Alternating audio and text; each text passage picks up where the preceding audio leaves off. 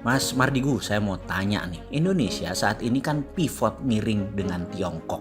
Itu keuntungan terbanyak adalah personal benefit atau country benefit ya? Sebuah kalimat di awal telepon dari sahabat saya yang saat ini menjadi dosen di kampus kenamaan di negeri Paman Sam membuat saya terdiam. Personal benefit atau country benefit? Astagfirullah, asli saya nggak mikir panjang. Yang saya akhirnya balik bertanya, apa itu country benefit? Country benefit saya coba jelaskan sekilas, katanya kemudian, yaitu sebuah kegiatan ekonomi yang membuat keuntungan multidimensi. Seperti neraca perdagangan sebuah negara menjadi naik, cadangan devisa negara naik karena produknya untuk ekspor dengan menerima multinational currency. Aset negara bertambah dengan nilai tambah produksi yang tinggi. Tenaga kerja lokal terserap, bahan baku produksi TKDN-nya barang buatan dalam negerinya di atas 90%. Tidak ada flight capital pelarian dana keluar, ada alih teknologi ke tenaga kerja lokal, manfaat pajak tinggi, produknya memberi kekuatan politik di luar negeri negara tersebut. Kalau personal benefit, saya pun bertanya kepadanya. Ya,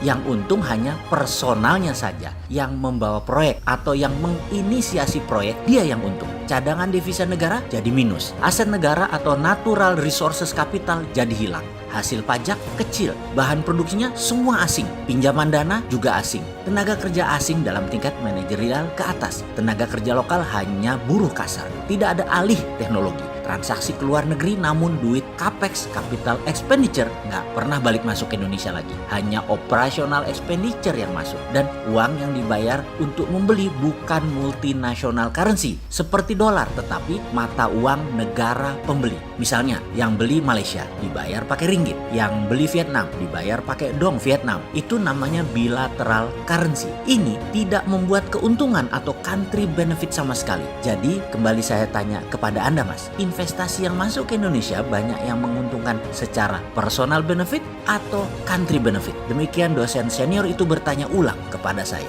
Kepala saya pun langsung melayang ke data-data banyaknya TKA yang memang saat ini tidak bisa digantikan oleh tenaga lokal katanya. Proyek-proyek di Sulawesi, proyek di Kalimantan, di Jawa, di Sumatera yang terutama adalah proyek power plant atau PLTU batubara. Membuat cadangan devisa naik nggak ya? Teknologi asing semua nggak ya? Dana asing semua nggak ya? Berapa pajak yang sudah dihasilkan? Tinggi nggak ya? TKA-nya sedikit atau banyak? Saya berpikir keras sambil mencari fakta data. Tanpa waktu lama, data tersebut mulai menumpuk di depan saya, kemudian saya dengan pede menjawab.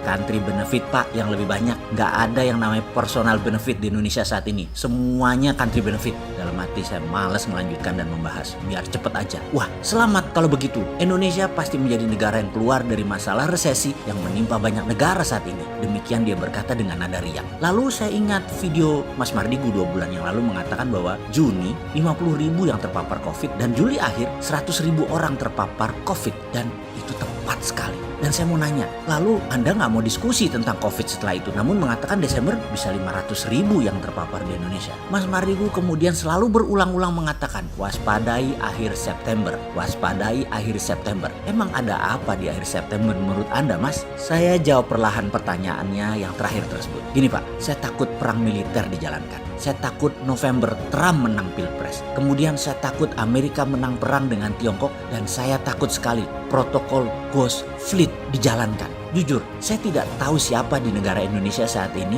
yang menjelaskan ancaman atau who define nation threat dan mempunyai skenario untuk mengantisipasi nation threat-nya. Mendefinisikan ancaman lalu menyiapkan antisipasinya seperti halnya sebuah moto Latin yang Jenderal Napoleon Bonaparte pernah pakai. Civis pacem para bellum adalah moto pasukan elit yang menyatakan kalau Anda mau perdamaian, bersiaplah untuk perang. Ngomong-ngomong, saat ini nama kode pasukan Amerika dan pasukan beberapa negara yang mengepung Laut Natuna Utara di dalam berperang melawan Tiongkok adalah Civis pacem para bellum. Ini kode keras di mana setiap negara yang memahami nama kode ini harusnya mulai menerjemahkan kemudian bergerak mengantisipasi. Karena itu kita mengingatkan Amerika dan sekutunya serius mau menghajar Tiongkok. Ini yang saya takutkan kejadian di akhir September mendekati masa Pilpres di Amerika. Bentuk pasti perangnya apa itu saya kurang tahu. Namun mudah-mudahan saya salah lagi. Yang penting tidak ada personal benefit dari miringnya Indonesia ke Tiongkok. Iya nggak? Betul nggak? Setuju nggak?